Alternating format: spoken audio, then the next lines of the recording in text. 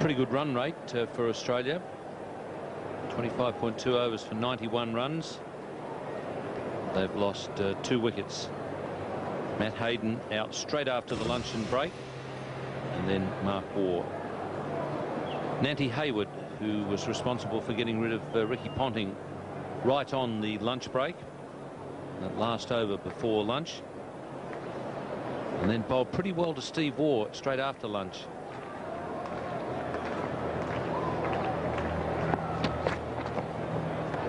Yes, rest assured, Nantie will dish a few out to Steve Waugh as well. The question is, will he be as accurate as Donald? He tends to be a little bit more of a brute strength bowler, and did bowl well actually. He's as this match has gone on, he's bowled better and better. He at one stage was conceding way over 5 runs and over. He's got that down now towards 4.5.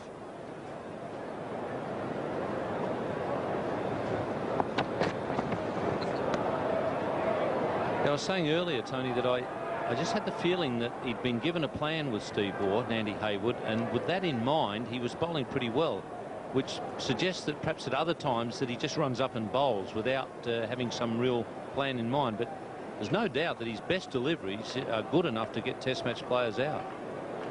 Yeah, well, you could actually extend that to the rest of the Australian batting lineup, and maybe they've got plans only for Steve Waugh. Perhaps they're going out there with no real plan in respect of the rest of the batsmen. You look at Langer and Hayden, certainly watching him bowl to the left-handers round the wicket. He's just not one of those bowlers. He I don't think should ever be bowling round the wicket. He's ever so wide, and they both made a meal of it really. It took him for, as I said, way over 5.5 and over.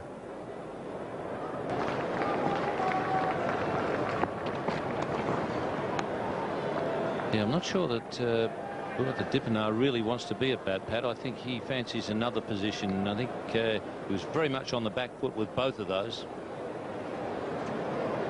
Yes, he certainly was, and then he came too far on the first one. Very disappointing when that happens. More often than not, the youngster ends up in that position, right in the firing line. Kirsten has done it pretty well over the years. Klusner at mid-off. It's 4 for 370. If you can get the next one in the right position, get him half forward rather than full forward. Oh, there it goes again. They throw their hands back, the South Africans.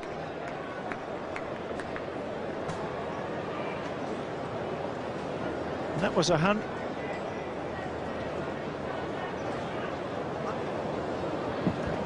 That was a very quick delivery.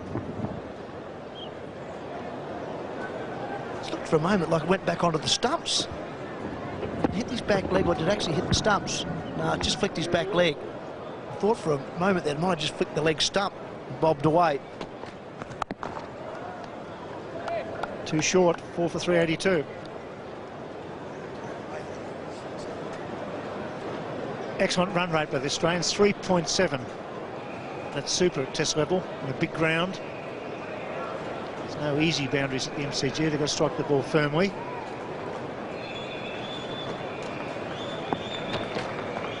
Here we go again. Well, that's okay, a genuine bounce, so that's fine. 144.4, but Hayward, look there, has been quite expensive.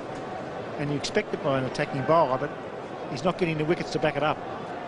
It's okay to concede 4 runs and over if you're picking up 3 or 4 wickets, but when it's only 1, and Donald, of course, his first spell was quite expensive. Well, I suppose you hope that a guy like Nantie Hayward's learning something from this tour all the way. It's a good bounce in these Australian pitches. There it is, up in the air and safe again. Well, there's no leg gully. You can't have them everywhere. That's he's laughing, and that's fair enough. What more can I do?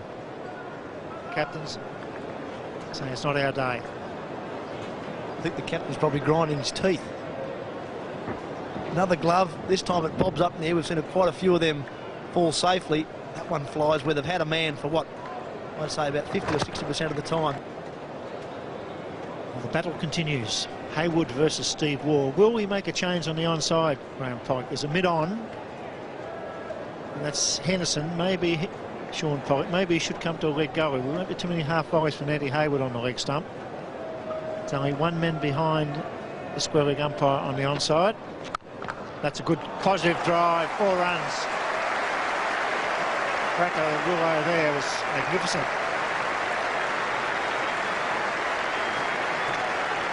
That's just about Steve Waugh's best shot, that one. That's not a bad delivery from Hayward. That's about what we're talking about, Steve Waugh. About the right line and right length, but it's a good shot. It's a bit fuller. Steve Waugh's on the back foot, and that's just a good shot. Timing and placement. So that's where you want him. The ball just to do a little bit.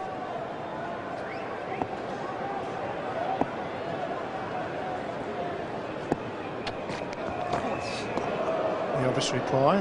That's fair enough. It's 141.3. As long as it's only the one. And Steve Waugh climbing. He's 76 all of a sudden. Of just 119 balls. Strike rate of 63.86, which is excellent. If you look at that strike rate, it's just under Matthew Hayden's, whose strike rate was 65.4. So he hasn't been hanging around, Steve Waugh. He came to the crease in a very aggressive frame of mind and has continued it on. There it goes again, and he plays that well. That time off the meat of the bat, no glove. But just the one catcher, that's bat pad. Well, I think the difference with Steve Waugh this innings has been his approach. He's been much more aggressive mentally. Although he's had his fair share of luck, I suppose to be fair to say that, he has looked to score from those short pitch deliveries, whereas in previous test match they've sort of bottled him up and stopped him from scoring. That's the length. Whoops. Nantie's on fire. And the crowd loving it. He's very popular. And he fell over yesterday. Bay 13 gave him a bit of a roasting, but he enjoyed it. He was smiling and waved back. That's what you need to do in front of the Melbourne crowd. They can be very good or they can be very bad. Well, he's actually thrown the dummy there to Steve Waugh because the ball was never in his right hand. Could never have thrown that ball then. Yeah, go on.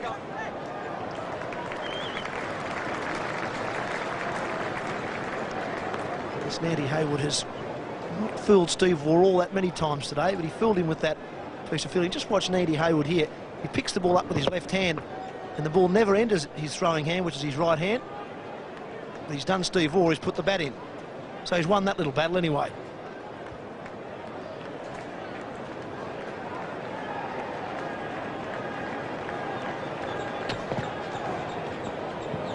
It's 4 for 399. Steve Waugh with 27 test hundreds. 22 runs short of his 28. He's got a big chance here. Good pitch.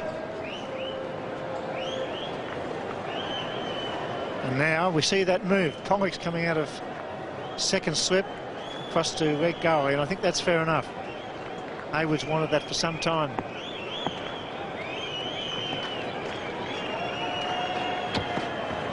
No. Now, what normally happens in these situations is he gets a nice big thick outside edge and goes straight through second slip. There's Sean Pollock there in the leg gully position. He's just come out of that second slip. He's looking for that one off the shoulder of the bat or the glove. It flies down the leg side. By doing that, he's moved himself out of that second slip position. It might be just a fraction square and a fraction deep.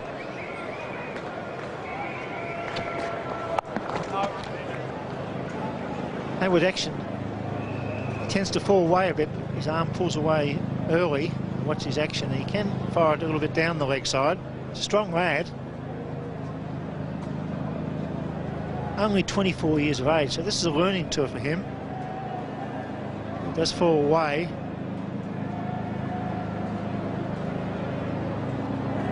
There, and pushes it down towards the leg side a fraction. He's sharp, he's got promise.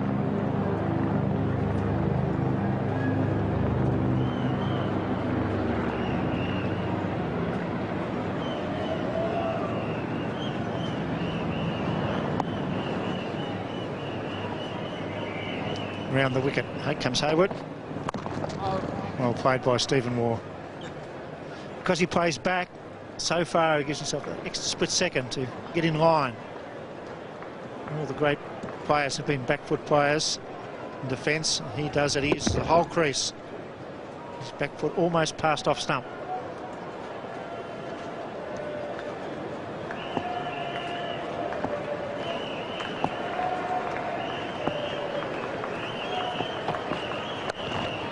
Pollard comes into play.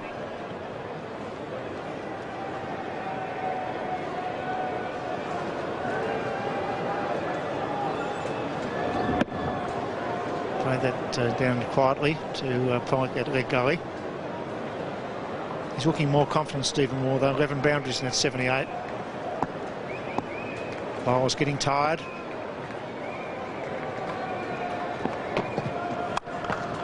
Oh, we should have put that away. He knew it.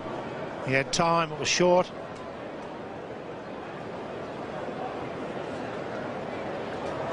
Yes, that will annoy him, Steve Waugh. It's just about his bread and butter shot, that little bit of width outside off stump. It's a nice big gap in the covers. Just pushed the bottom hand through that one a little bit too quickly. Pulled it round and mid-off.